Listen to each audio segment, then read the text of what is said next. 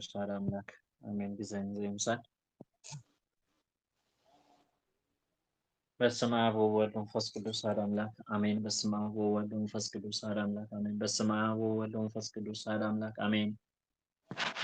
ወንጌለ ቅዱስ ማርቆስ ምዕራፍ 13 ብዛዕባ ምፍራስ ቤተ መቅደስ ኣብ ማቴዎስ 24 ካብ ፍቅዲ 1 ክሳብ ፍቅዲ 2 ከምኡ እውን ኣብ ሉቃስ ካብ 21 ምዕራፍ 21 ካብ ፍቅዲ 5 ክሳብ 6 ንረክቦ። ፍቅዲ 1 ካብ ቤተ መቅደስ ምስ ወፁ ድማ ሓደ ካብ ደቂ መዛሙርቱ መምህር ከመይ ዝበለ ኣእማንን ከመይ ዝበለ ህንፃን ማረአ በሎ። ፍቅዲ 2 ኢየሱስ ድማ እዚ ዓብይ ህንፃ ዶ ትሪኦ ኣለኻ? ዘይፈርስ እምኒ ኣብ ልዕሊ እምኒ ዘይፈረሰ እምኒ ኣብ ልዕሊ እምኒ ኣይክተርፍን እዩ ኢሉ መለሰሉ። ንዑስ ርእሲ ቅድመ ምጽኣት ጎይታ ዝኸውን ስደትን መከራን ኣብ ማቴዎስ 24 ካብ ፍቅዲ 3 ክሳብ 14 ከምኡ እውን ኣብ ሉቃስ 21 ካብ ፍቅዲ 7 ክሳብ 19 ንመልከት። ፍቅዲ 3 ኣብ ደብረ ዘይቲ ኣብ ማዕዶ ቤተ መቅደስ ተቐሚጡ ከሎ ጴጥሮስን ያዕቆብን ዮሃንስን እንድርያስን ብሕት ኢሎም ፍቅዲ 14 እስከ ፍቅዲ 4 እስከ ንገረና እዚ መዓዝ ክኸውን እዩ? እዚ ኩሉ መዓዝ ከም ዝፍጸምሲ ትእምርቱ እንታይ እዩ ኢሎም ሓተትዎ። ፍቅዲ 5 ኢየሱስ ከዓ ክብሎም ጀመረ ሓደ እኳ ከየስሕተኩም ተጠንቀቁ። ፍቅዲ 6 ብዙሓት ኣነ እየ እናበሉ ብስመይ ክመፁ እዮም እሞ ንብዙሓት ከዓ ከስሕቱ እዮም። ፍቅዲ 7 ውግእን ወረ ውግእን እንተሰማዕኹም ኣይትሸበሩ።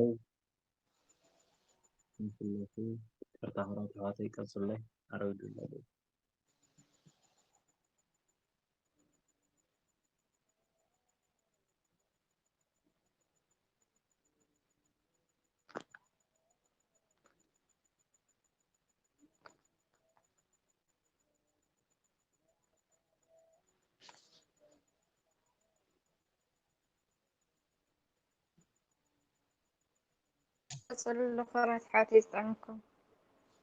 بسم سلاسي ቅርታ ክብራት ሓወተይ ብስመ ስላሴ ፍቅዲ 6 ብዙሓት ኣነ እየ እናበሉ ብስመይ ክመፁ እዮም እሞ ንብዙሓት ከዓ ከስሕቱ እዮም። ፍቅዲ 7 ውግእን ወረ ውግእን እንተሰማዕኹም ኣይትሸበሩ እዚ ክኸውን ብግዲ እዩ ግናኸ መወዳእታ ገና እዩ። ፍቅዲ 8 ህዝቢ ናብ ህዝቢ መንግስቲ እውን ናብ መንግስቲ ክለዓል እዩ እሞ በብቦታኡ ምንቅጥቃጥ ምድሪ ክኸውን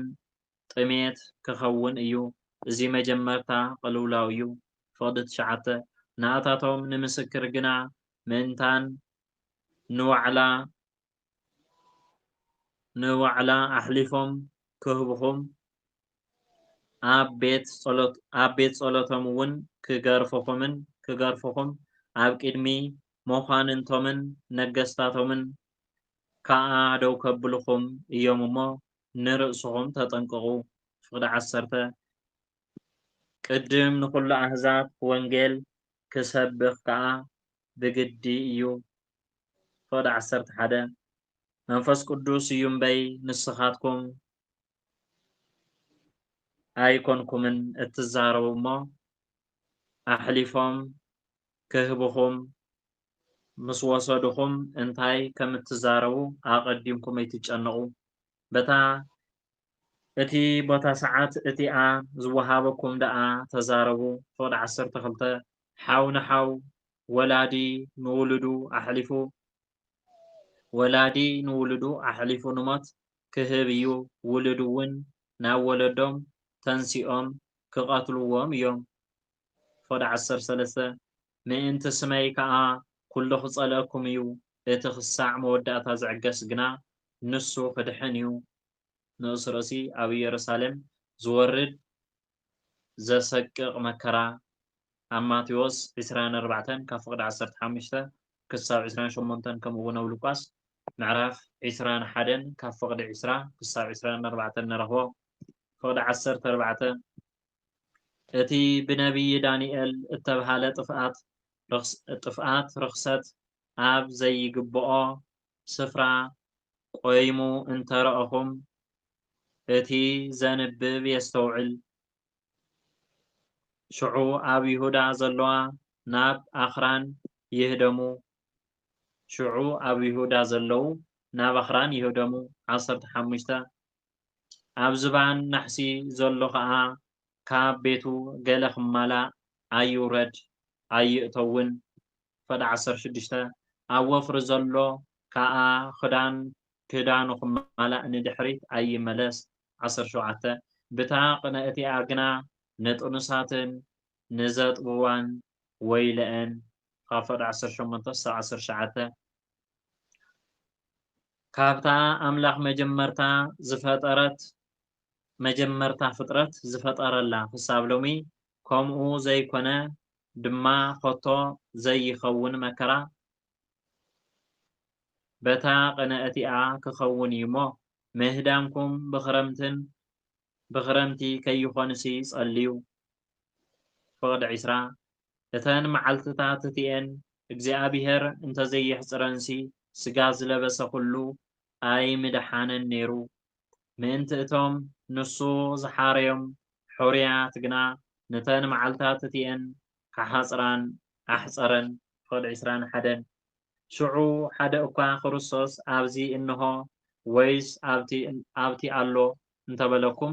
ኣይትእመኑ። ፍቕዲ 22 ናይ ሓሶት ክርስቶሳትን ናይ ሓሶት ነቢያትን ክትንስኡ እዮም እሞ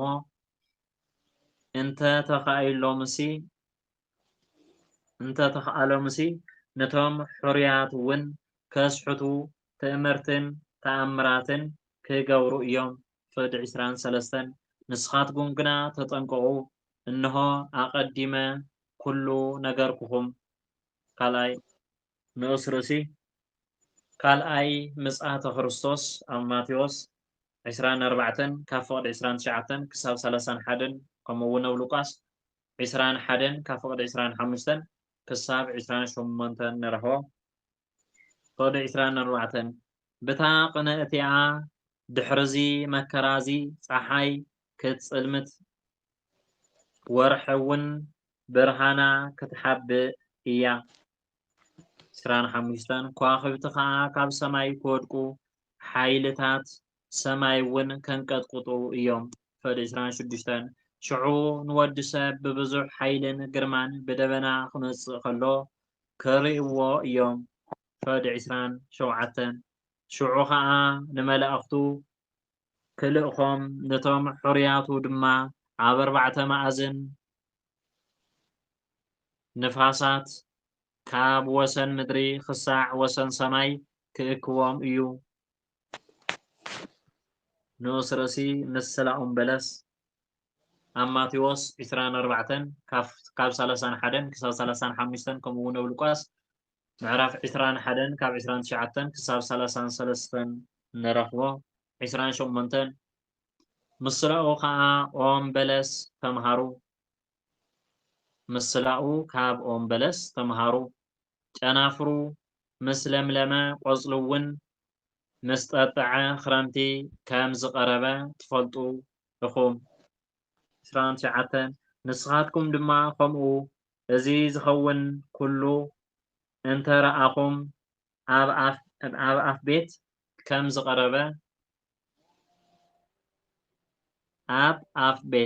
ከም ዝቐረበ ፍለጡ። ፍቕዲ 30 እዚ ኩሉ ክሳብ ዝኸውን እዚ ወለዶ እዚ ከም ዘይሓልፍ ብሓቂ እብለኩም ኣለኹ። ፍቕዲ 31 ሰማይን ምድርን ክሓልፍ ቃለይ ግን ኣይክሓልፍን እዩ። ንኡስ ርእሲ ነታ መደምደምታ መዓልትን ሰዓትን ዝፈልጣ የልዎን። ኣብ ማቴዎስ 24 ምዕራፍ 24 ካብ 36 ክሳብ 44 ንረኽቦ። ፍቕዲ 32 ብዛዕባ እታ መዓልቲ እቲኣን እታ ሰዓት እቲኣን ግና ኣቦ ደኣ እምበር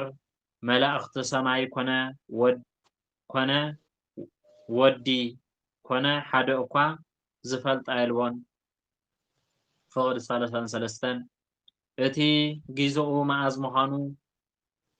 ኣይትፈልጥዎን ኢኹም እሞ ተጠንቀቑ ንቑሑን ጸልዩን። ፍቅዲ 34 ከም ዝገሸ ሰብ እዩ ቤቱ ክሓድግ ከሎ ንባሮቱ ስልጣን ሃቦም ንነፍሲ ወከፎም ከዓ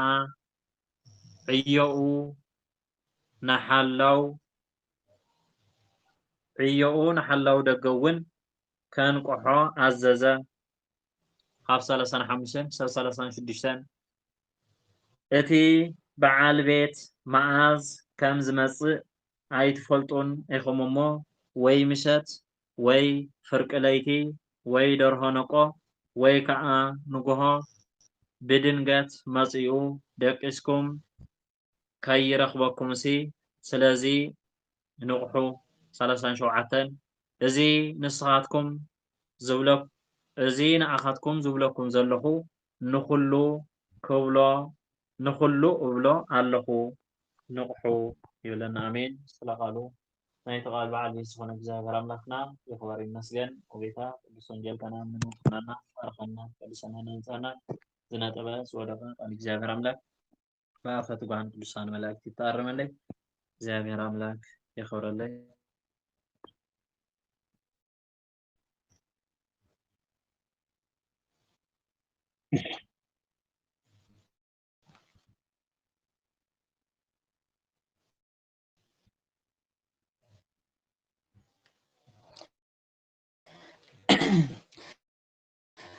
አሜን። ቃል ሕይወት ይስማዓልና። ስለ ቃሉ ናይቲ ቃል በዓልየት ቅዱስ እግዚአብሔር ኣምላኽና ስሙ ዝኸበረን ዝተመስገነን ይኹን። ወንጌል ማርቆስ ምዕራፍ 13 5 ንኡሳት ክፍልታት ዝሓዘት እያ። ቀዳማይ ብዛዕባ ምፍራስ ቤተ መቅደስን ቅድሚ ምጽኣት ጎይታ ዝኸውን መከራን ስደትን። ካልኣይ ኣብ ኢየሩሳሌም ዝወርድ ወይ ከዓ ኣብ ኢየሩሳሌም ዝፍጸም ዘሰቅቕ መከራ። ሳልሳይ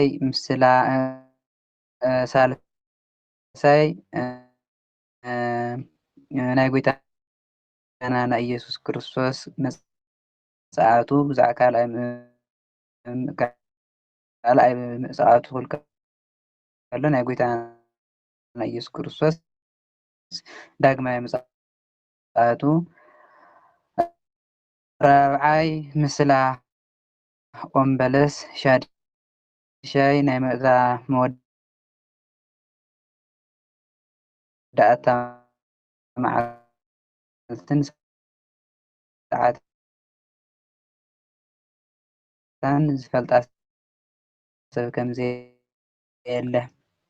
ቀዳማይ ምፍራስ ቤተ መቅደስን ቅድሚ ምጽኣት ዝኸውን ነገርን። ጎይታና ኢየሱስ ክርስቶስ ደቀ መዛሙርቱ ክምህሮም እንከሎ ኣብ ምዕራፍ 12 ከም ዝተምሃርናዮ ብዛዕባ ምስላ ሓረስቶትን ብዛዕባ ናይ ኣይሁድ ክፍኣትን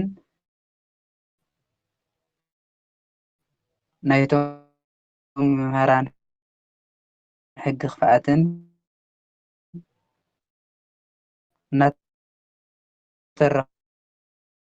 እናተረኸሎም መፅኡ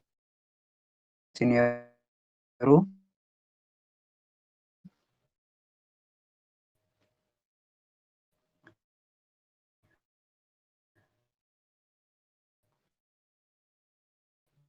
ይቅርታ ክቡር መምህርና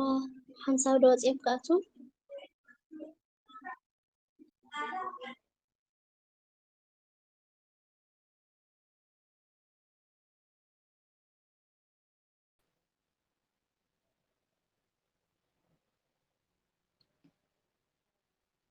اسمع لك ببوش እቶም ደቀ መዛሙርቲ ግን ነቲ ህንፃ ቤተ መቅደስ ነቲ ህንፃ ገይሮም ስለ ዝቆፀርዎ ትሪኦ ኣለካ ዲኻ እዚ ህንፃ እዚ ዘሰራርሓ እዚስ ከመይ ገይሩ ክፈርስ እዩ ዘለካ ንምንታይ ክፈርስ ዘለዎ ንምንታይ ኢኻ ክፈርስ ኢልካ ትዛረብ ዘለካ ከምኡ ኢልካ ዝምሃርካ ኢሎም እቶም ደቀ መዛሙርቱ ንጎይታ ከምኡ ዝብልዎ ዘለዉ ጎይታ ኣብዚ ግዜ እንታይ ኢልዎ ነቲ ከምኡ ዘለ እንታይ ኢልዎ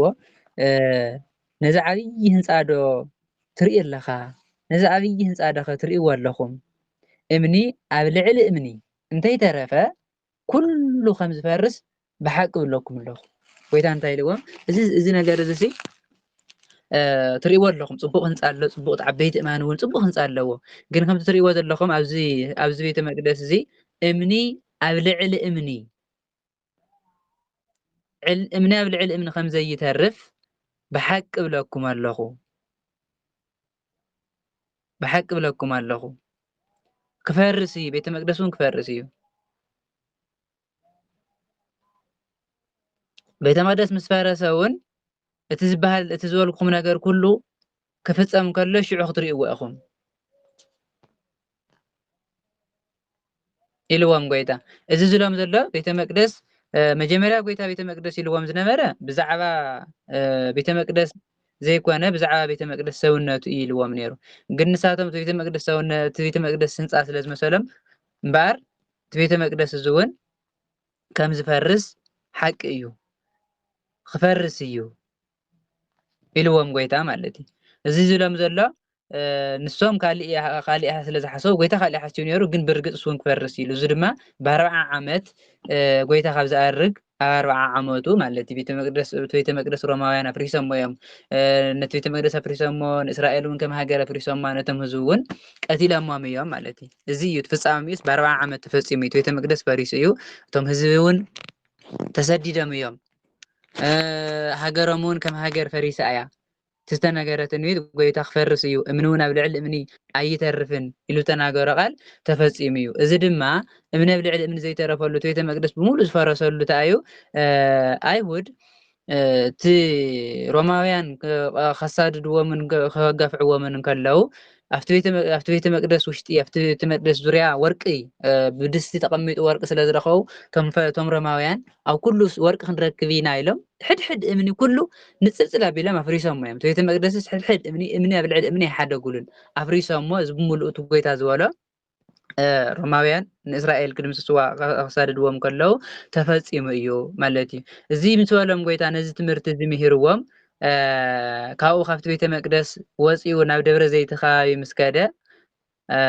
ኢየሱስ ጎይታና ኢየሱስ ክርስቶስ ኣብ ደብረ ዘይቲ ናብ ቤተ መቅደስ ፊት ንፊት ተቀሚጡ እንከሎ ናብ ቤተ መቅደስ ገፁ እናጠመተ ተቀሚጡ እንከሎ ኣብዚ ግዜ እዚ ጴጥሮስን ያዕቆብን ዮሃንስን እንድርያስን ንበይናቶም ዝመራዕተ ደቀ መዛሙርቲ ንበይኖም ቅርብ ኢሎም እንታይ ኢሎሞ እዚ ነገር እዚ መዓዝ እዩ ዝኸውን ሓተቱ ኩሎም እዮም ናብ ጎይታ ቀሪቦም ቶም ጠየቅቲ ተማራዕቲ ስለ ዝኾኑ እዮም ንኣርባዕቲኦም ጠቂሱ ዘሎ ኩሎም ናብ ጎይታ ቀርብ ኢሎም እዚ ነገር እዚ መዓዝ እዩ ዝኸውን ኢሎሞ ቤተ መቅደስ ክፈርስ እዩ እምኒ እውን ኣብ ልዕሊ እምኒ ከም ዘይተርፍ ብሓቂ ብለኩም ኣለኹ ኢሉ ነጊርዎም ስለ ዝነበረ እዚ ነገር እዚ መዓዝ እዩ ዝኸውን እዚ ኩሉ ኸ መዓዝ እዩ ዝፍፀም ምልክቱ ኸ እንታይ እዩ ናይዚ ነገር እዚ ምልክቱ ቅድሚኡ ዝፍፀም ነገር ምልክቱ ኸ እንታይ እዩ እስኪ ንገረና ኢሎም ጠየቅዎ እዚ ቤተ መቅደስ ክፈርስ እዩ ተዓዲ እውን ክትዓኒ እያ ሃገርኩም ዕና ክትኸውን እያ ኢሉ ስለ ዝነበረ ጎይታ መዓዝ እዩ ዝፍፀም ቅድሚኡ ምልክቱ ኩነታቱ ናይዚ ነገር እዚ ቅድሚ ምምፅኡ ዝግበር ነገር እንታይ ምዃኑ ንገረና ኢሎም ምስ ሓተትዎ ጎይታና ኢየሱስ ክርስቶስ እንታይ ኢልዎም ከምዚ ኢሉ እዩ ነጊርዎም ሓደ እኳ ከየስሕተኩም ተጠንቀቁ ማንም ሰብ ከየስሕተኩም ማንም ሰብ ከይሽውደኩም ተጠንቀቁ ቅድሚ እዚ ነገር ዝፍፀም ንገረና ምስ በልዎ ጎይታ ናብ ምንታይ ከይዱ ብዛዕባ ናብ ምፅኣት እውን ቅድሚ ምጽኣት ዝግበር ነገር ካብቲ ናይ ኣይሁድ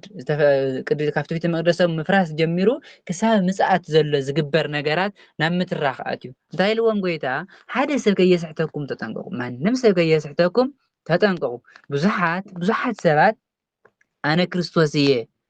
እናበሉ ብስመይ ክመፁ እዮም ንብዙሓት ከዓ ካስሕትዎም እዮም ብዙሓት ሰባት ኣነ ክርስቶስ እየ እናበሉ ክመፁ እዮም ንብዙሓት ድማ ካስሕትዎም እዮም ንስኻትኩም ግን ማንም ሰብ ከየስሕተኩም ተጠንቀቁ ከየስሕትኩም ቶም ኣነ ክርስቶስ እየ ኣነ መሲህ እየ ኣነ ንጉስ እየ ኣነ ናይ ክርስቶስ ልኡኽ እየ ኣነ ክርስቶስ ልኢኽኒ እናበሉ ዝመፁ ብዙሓት ሓሰውቲ መምህራን ብዙሓት ሓሰውቲ ነቢያት ብዙሓት ሓሰውቲ ነገስታት ኣለው እዚኣቶም ከየስሕትኩምን ከየሽውድኩምን ተጠንቀቁ ኢልዎም ጎይታ ውግእን ወረውግእን ምስ ሰማዓኹም ድማ ኣይትሸበሩ ቅድሚ ምጽኣት ዝኸውን ነገር ቅድሚ ምጽኣት ዝፍጸሙ ነገራት ይዝርዝረሎም ዘሎ ጎይታና ኢየሱስ ክርስቶስ ውግእን ወረውግእን ምስ ሰማዓኹም ኣይትሸበሩ እዚ ነገር እዚ ክኸውን ግድን እዩ እዚ ነገር እዚ ክፍጸም እዚ ነገር እዚ ክኸውን እዚ ግድን እዩ ግና መወዳእትኡ ገና እዩ ኢሉ ጎይታ መወዳእትኡ ገና እዩ ሽዑ ይኮነን ናይ ፍጻሜ ዓለም ተሓልፈሉ ዓለም ትፍጸመሉ ግና ሽዑ ይኮነን እዚ ነገር ውግእ ወረውግእ ጥሜት ረሃብ ሕማም ፌራ ክኸውን እንከሎ እዚ ኩሉ ክፍጸም እንከሎ ሽዑ ኣይትሸበሩ ኢሉ ጎይታ ምፍራሕ ይኮነን ዘድሊ ምንቅጥቃጥ ይኮነን ዘድሊ እንታይ ደኣ ናብ እግዚአብሔር ምቕራብ ናብ ክርስቶስ ምቕራብ መስተውዓል ምዃን እቲ ክርስቶስ ዝተናገሮ ቃል ይፍጸም ከም ዘሎ ምግንዛብ እቲ ክርስቶስ ዝተናገሮ ቃል እውን ይፍጸም ከም ዘሎ ምስተውዓል ዘድሊ እምበር ኢልካ ከም ሰይጣን ምፍራሕ ሰይጣውንቲ ይፈርሑ እዮም እግዚአብሔር ይፈርሑ ይንቅጥቃጡ እዮም ግን ፈሪሖምን ተንቀጥቂጦምን ዘምጽዎ ለውጢ የለን ጽቡቕ ስራሕ ይሰርሑን ከምኡ ምዃን ዘይኮነ ዘድሊ መስተውዓል ምዃን እዩ ዘድሊ ሽዑ ፍጻሜ ዘመን ኣይኮነን እዚ ናይ ትውከት መጀመርያ እዩ ናይ ፍጻሜ ናይ ትውከት ዋዜማ መጀመርቱ እምበር ካብኡ ዝኸብድ ብዙሕ መከራ ኣሎ ብዙሕ ነገር ክፍጸም እዩ ድሕሪ ምጽኣት ዝኸውን እምበር እዚ ናይ ምጽኣት መጀመርያ እዩ ዝዛረብ ዘሎ እዚ ክኸውን እንከሎ ግና ኢሉ ጎይታ ሽዑ ፍጻሜ ኣይኮነን ሽዑ ናይ ዓለም መወዳእታ ኣይኮነን ገና እዩ ህዝቢ እውን ኣብ ልዕሊ ህዝቢ ክለዓሉ እዮም ሰላም ክጠፍእ እዩ ፍቕሪ ክጠፍእ እዩ መንግስቲ እውን ኣብ ልዕሊ መንግስቲ ክለዓል እዩ መንግስቲ ኣብ ልዕሊ መንግስቲ ህዝቢ ኣብ ልዕሊ ህዝቢ ምንቅጥቃጥ በብቦትኡ በብዓዱ እውን ምንቅጥቃጥ መሬት ክኸውን እዩ ምድሪ ከንቅጥቅጥ እዩ ጥሜት ክኸውን እዩ ፌራ ሕማም ክኸውን እዩ ሰባት ብሕማም ክውድእ እዮም ብጥሜት እውን ክውድእ እዮም እዚ ነገር እዚ ናይ ትቕልውላው ናይ ትውከት ናይ ትቕልውላው እንታይ መጀመርታ እዩ ናይ ትውከት ናይ ትቕልውላው መጀመርቱን ዋዝየሙን እዩ እምበር ካብዚ ዝኸፍእ መከራ ካብዚ ዝገድድ ፈተናታት ኣሎ ማለት እዩ ጎይታ ዝብል ዘሎ እዚ ነገር እዚ ክትሰምዑ ከለኹም ግና እንታይ ኢሉ ኣይትሸበሩ ምሽባር ኣይኮነን ምፍራሕ ኣይኮነን ዘድሊ እቲ ዘድሊ እንታይ ምስትውዓል ኣስተውዒልካ በቲ ትክክለኛ መንገዲ ምኻድ እዩ ዘድሊ ትፍጻሜ ዘመን ሽዑ ኣይኮነን ኣስተውዒሉ ሰብ እዚ ነገር ክፍጸም እንከሎ ህዝቢ ኣብ ልዕሊ ህዝቢ ውግእ ወረውግእ ክስማዕ እንከሎ ህዝቢ ኣብ ልዕሊ ህዝቢ ሰላም ክስዕን ከሎ መንግስቲ ኣብ ልዕሊ መንግስቲ እውን ሰላም ክስእል ከሎ በብቦትኡ እውን ምንቅጥቃጥ ምድሪ ክኸውን ከሎ ጥሜት ክኸውን ከሎ ሕማም ፌራ እውን ክመፅእ ከሎ ሕማም ፌራ ማለት ብሓደ ብሙሉእ ዝቐስፍ ንበዝሒ ሰብ ዝቐስፍ ሕማም ክመፅእ ከሎ እዚታት ክኸውን ከሎ ሰብ ነዚ ሪኡ ክፈርሕ ዘይኮነ ዘለዎ ካስተውዕል ዘለዎ ማለት እዩ ጎይታ ኣይትሸበሩ ዝብል ዘሎ ንዓቶም ምስክር ምእንቲ ክኸውን ኢሉ ጎይታ ንዓቶም ነቶም ኣህዛብ ነቶም ዘይኣምኑ ሰባት ንኩሎም ምስክር ምእንቲ ክኸውን በኣይ ምክንያት ንፍርዲ ኣሕሊፎም ክውኹም እዮም ኢሉ ጎይታ ንሃዋርያት ኣብ ኣገልግሎቶም ኣብ ከይዶም ኣብ ስርሖም ዝገጥሞም ነገር ክትርከሎም ጀሚሩ በኣቶም ምስክር ምእንቲ ክኸውን በኣይ ምክንያት በኣይን ቃለ ወንጌልን ስለዝሰበኽኩም ምእንቲ ስመይን ምእንቲ ወንጌለይን ንፍርዲ ሕሊፎም ክውኹም እዮም ኣብ ኣብያተ ጸሎቶም እውን ክገርፉኹም እዮም ኣብ ቅድሚ መኳንንትን ነገስታትን እውን ደው ከብልኹም እዮም እሞ ንርእስኹም ተጠንቀቁ መከራ ክመጽሐኩም ከሎ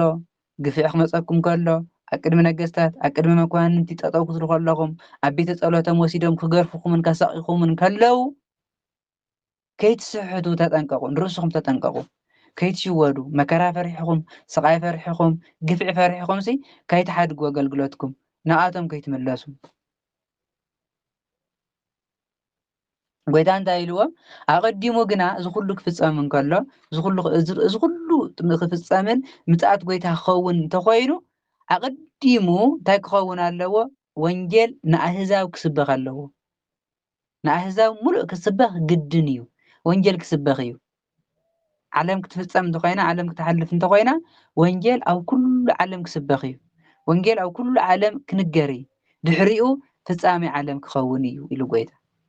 እዚ ድማ እንታይ እዩ ወንጌል ኣብ ኩሉ ዝንገር ዘሎ ምኽንያት ምስክር ምእንቲ ክኸውን እዩ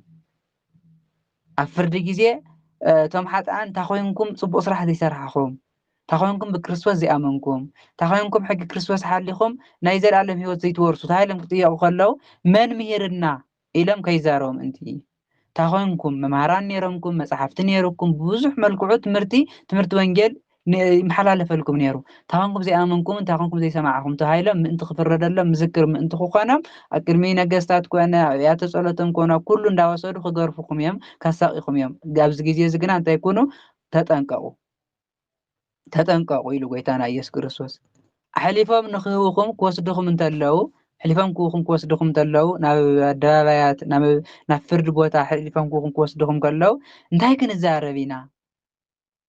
ኢልኩም ኣይትጨነቁ እንታይ ክንዛረብ ኢና ሕዛብ ኣብ ቅድሚ ነገስታት ከቁሙና ከለው እንታይ ክንብል ኢና እንታይ ኢልና ክንዛረብ ኢና ኣብ ቅድሚኦም እንታይ ኢና ክንብል ኢልኩም እሲ ኣይትጨነቁ ሽዑ ዝወሃበኩም ክትዛረቡ ኢኹም ሽዑ ዝወሃበኩም ክትዛረቡ እስኻትኩም ኢኩም ትዛረቡ ዝዛረብ ኣባኻትኩም ዘሎ ናይ ሰማያዊ ኣቦኹም መንፈስ እምበር ንስኻትኩም ኢኩም ትዛረቡ መንፈስ ቅዱስ ኣባኻትኩም ኮይኑ ዝዛረብ እና ዝተዋሃበኩም ክትዛረቡ ስለ ዝኾንኩም እንታይ ክንዛረብ ኢና እንታይ ክንምልስ ኢና ከምዚ ክብሉና ከለው እንታይ ክንብሎም ኢና እንታይ ዓይነት መልሲ ኢና እንታይ ኢልና ኢና ክንምህር ኣብ ቅድሚኦም ኢልኩምስ ኣይትሸበሩ ኣይትጨነቁ ኣይትፍርሑ ንስኻትኩም ኢኩም ትዛረቡ እቲ ዝዛረብ እቲ ናይ ሰማያዊ ኣቦኹም መንፈስ ቅዱስ ኣብ ውሽጥኩም ሓዲሩ እዩ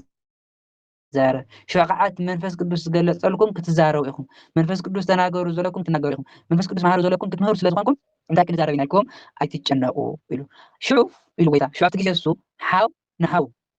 ولادون نولادو نولدو كتا ولادين نولدو حاو نحاو نبو نديو يحلفون ما تكذبوا نحلفون ما تكذبوا تحاول نكريستوس تقول لك خون كله تسي حد حاو كا كاري من تكامني تخلي إن زعمنا حاول نتبع كريستوس فنحاول نمكرنا نموت حلف خوي كمون أبوك أمني تولد زي أمن خوني تولد ناي كريستوس خون كله تناي تولد خا كالي ناي شيطان خون كله نتناي كريستوس خونه ولد أبوه بعلو سلازة قافوا سلازة سادري حاول نحاول ولاديو نموت حلف كهذيو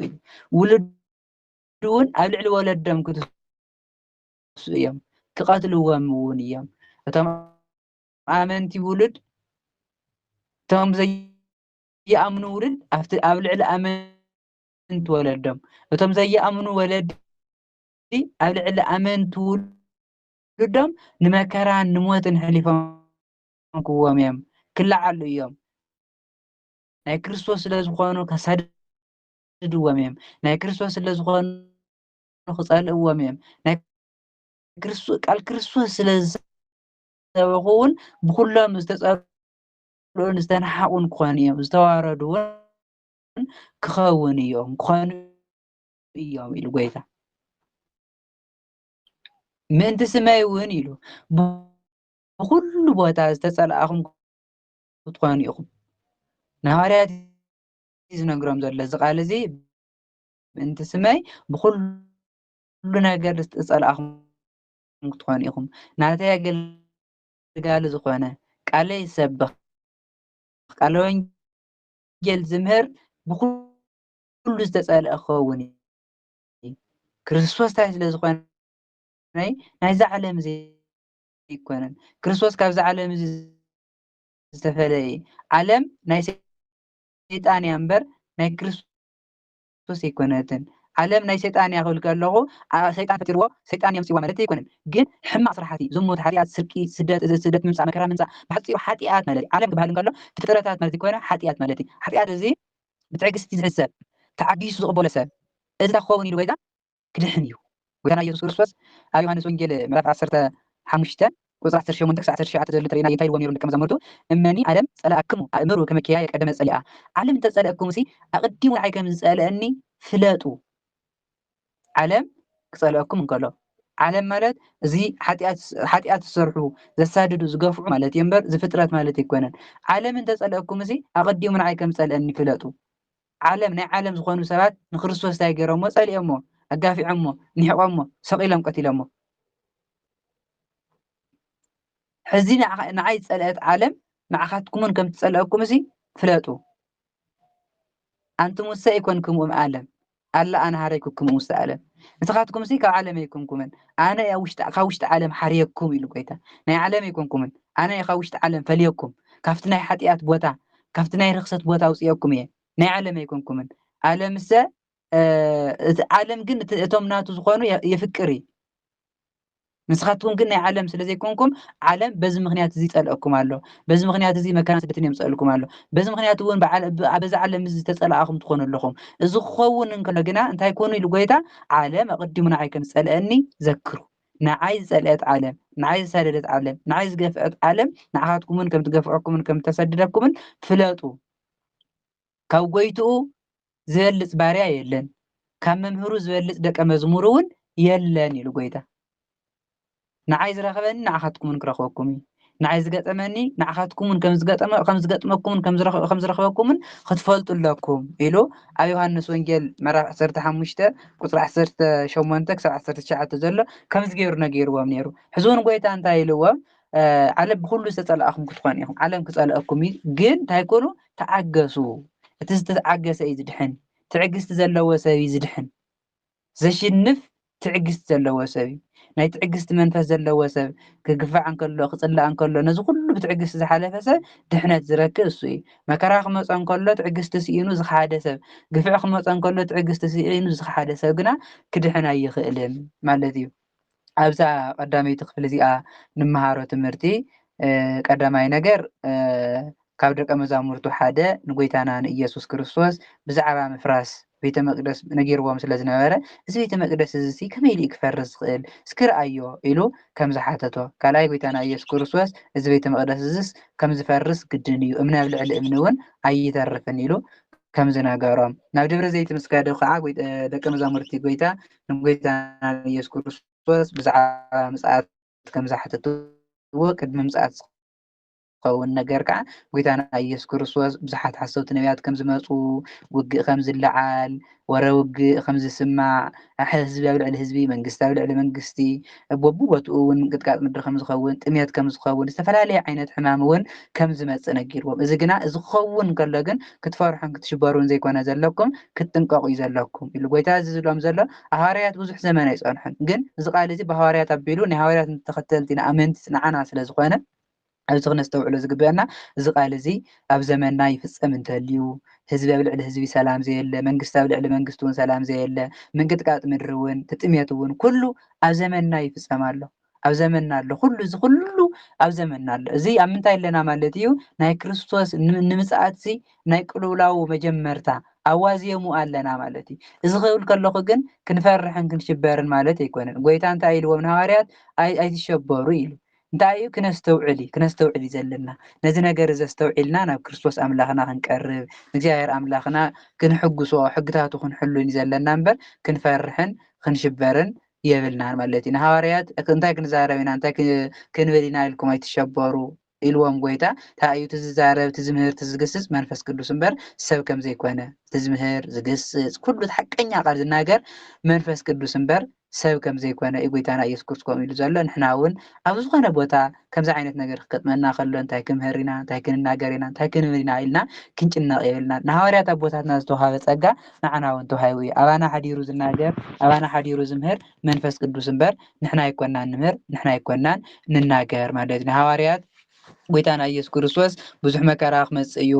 ሕዋትን ሕዋቶም ሕሊፎም ክው እዮም ውሉድ እውን ውሉዶም ሕሊፎም ክው እዮም ወለደ ኣብ ልዕሊ ውሉዶም ክለዓሉ እዮም ውሉድን ኣብ ልዕሊ ወለዶም ክለዓሉ እዮም ብዙሕ መከራ ክኸውን እዩ ብስመይ እውን ተጸላእኹም ክትኮኑ ኢኹም ኢሉ እዚ ኩሉ ግና እዚ ኩሉ ዝድሕን ሰብ ግና ዝተዓገሰ እዩ ንኩሉ ብትዕግስቲ ዝተቐበለ ንኩሉ ብትዕግስቲ ዝሓለፈ ሰብ እዩ ዝድሕን ኢሉ ጎይታ እናብዚ ክነስተውዕሎ ዝግባእ ትዕግስቲ መሰረታዊ ነገር እዩ ትዕግስቲ መሰረታዊ ነገር እዩ ክብል ከለኹ ሓደ ሰብ ከኣምን እዩ ኣሚኑ መከራ ክገጥሞ እንከሎ ብትዕግስቲ እንተሓሊፍዎ እዩ ድሕነቱ ክፍፀመሉ ዝኽእል እምበር መከራ ፈሪሑ ንክርስቶስ እንተኽሒዱ ግፍዒ ፈሪሑ ንክርስቶስ እንተኽሒዱ ክድሕን ኣይኽእልን እና ብስም ክርስቶስ ዝመፀና ግፍዕን መከራን ፀርፍን ውርደትን ኩሉ ብትዕግስቲ ክንሓልፎ ከም ዘለና እያ ትምህረና ማለት እዩ ካልአይቲ ክፍሊ ኣብ ኢየሩሳሌም ዝወርድ ወይ ከዓ ዝፍፀም ዘስካሕክሕ መከራ ጎይታና ኢየሱስ ክርስቶስ እዚ ምስ በሎም እንታይ ኢልዎም እቲ ብነቢይ ዳንኤል ዝተባሃለ ናይ ጥፍኣት ርክሰት ኣብ ዘይግብኦ ስፍራ ቆይሙ ምስ ረኣኹምዎ እቲ ዘንብብ የስተውዕል ሽዑ እቶም ኣብ ይሁዳ ዘለው ናብ እምባታት ይህደሙ ኢሉ ጎይታና ኢየሱስ ክርስቶስ ክምሮም ጀሚሩ ብነቢይ ዳንኤል ዝተፃሓፈ ክብል ከሎ ትንቢተ ዳንኤል ምዕራፍ 9 ቁፅሪ 27 ዘሎ ቃል ብነቢይ ዳንኤል እቲ ሓለቃ ንሓደ ሰዋኤ ምስ ብዙሓት ፅኑዕ ኪዳን ክኣቱ እዩ ምስ ኩሉ ዓለም እውን ክሰማማዕ እዩ ኣብ ፍርቂ እቲ ሰዋኤ ከዓ እቲ መስዋእቲ ሕሩድን እቲ መስዋእቲ ቁርባንን ኩሉ ከውግዲ ክኽልክል መስዋእቲ ከይቀርብ ክኽልክል እዩ ኢሉ እቲ ናይ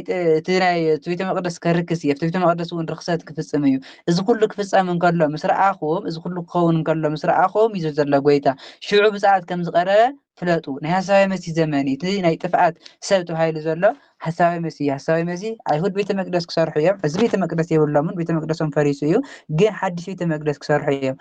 ተሓድሽ ቤተ መቅደስ ዝሰርሕዎ ከዓ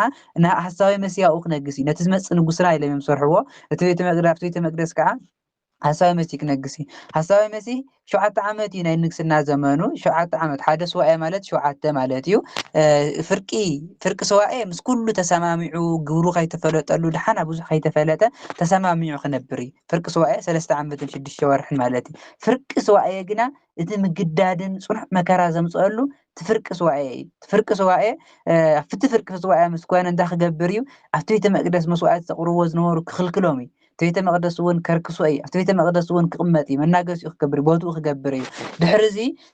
ኣስተውዕሉ ኢሉ ጎይታ እዚ ክኸውን እንከሎ ቤተ መቅደስ ከርክሶ እንከሎ ኣብቲ ቤተ መቅደስ ተቐሚጡ ኣነ ክርስቶስ እየ ኣነ ንጉስ እየ ክብል እንከሎ ሽዑ ኣስተውዕሉ ኢሉ ጎይታ እዚ መከራ እዚ ዝፀንዕ ብፍላይ እቲ ናይ ሃሳዊ መሲህ መከራ ዝፀንዕ ኣብ ኢየሩሳሌም ኣብ ይሁዳ ከባቢ ስለዝኾነ ጎይታ ከምኡ ዘሎ ሽዑ እቶም ኣብ ይሁዳ ዘለው ናብ እምባታት ይህደሙ ኢሉ ኣብ ይሁዳ ዘለው ሰባት ናብ እምባ ደብረ ዘይት ናብቲ እምባታት ሃዲሞም ስለ ዝድሕኑ ናብ እምባታት ይህደሙ ኣብ ከተማ ኢየሩሳሌም ኣይኹኑ ኣብቲ ከተማታት ኣይቀመጡ እንታይ ደኣ ይህደሙ ሃዲሞም ክድሕኑ ስለ ዝኽእሉ ናብቲ እምባታት ከይዶም ናብ እምባ ደብረ ዘይቲ ተኸይዶም ኣብቲ እምባ ደብረ ዘይቲ ተሓቢኦም ተሰዊሮም ዝድሕኑ ሰባት ስለ ዘለው ጎይታ ከምኡ ዘሎ ናብኡ ይህደሙ እቲ ኣብ ገዛ ኣብ ዝባን ናሓሲ ዘለውን ናብ ገዛ ይውረድ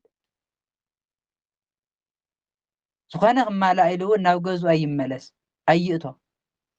እቲ ኣብ በረኻ ዘለውን ክዳኑ ክወስድ ኢሉ ንድሕሪት ኣይመለስ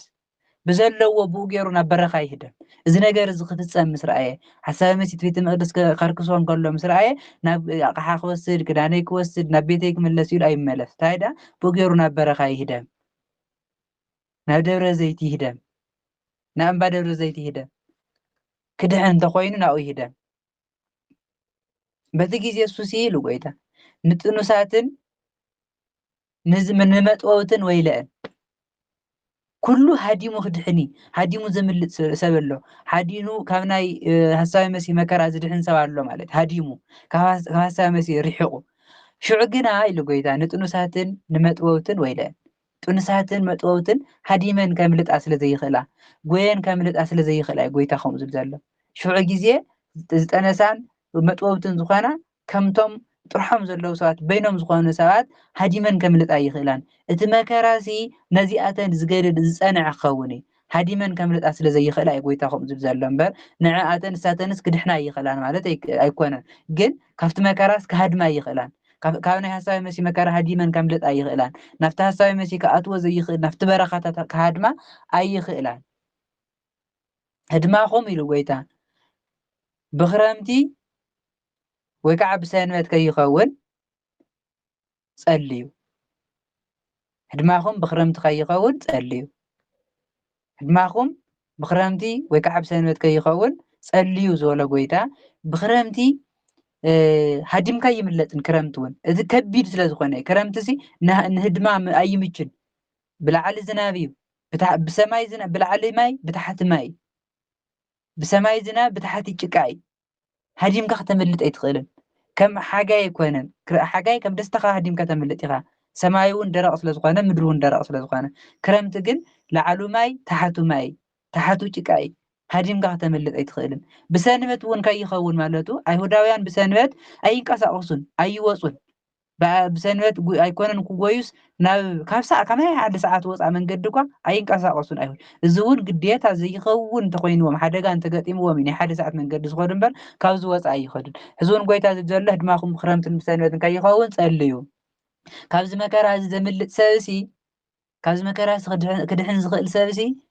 እንታይ ዝኾነ እዩ ካብዚ ጭንቂ ክረምቲ ሰነድ ተባሂሉ ዘሎ ጭንቂ እዩ ካብዚ ጭንቂ ዝክድሕን ዝኽእል ሰብ ዝጸለየ እዩ ብጸሎት ዝለመነ ንክርስቶስ ኣምላኹ ዘገልገለ እዩ ክድሕን ዝኽእልና ጸልዩ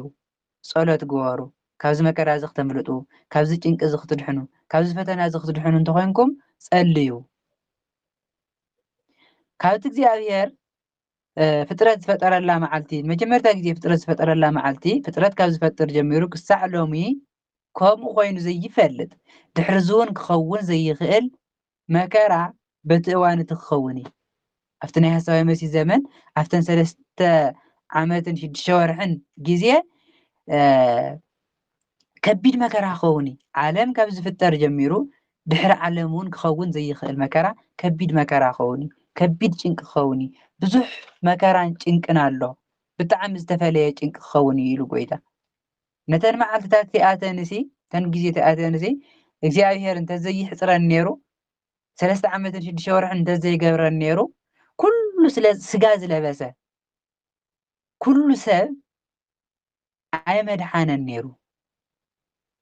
ምእንቲቶም ሕርያት ግን እተን መዓልትታትን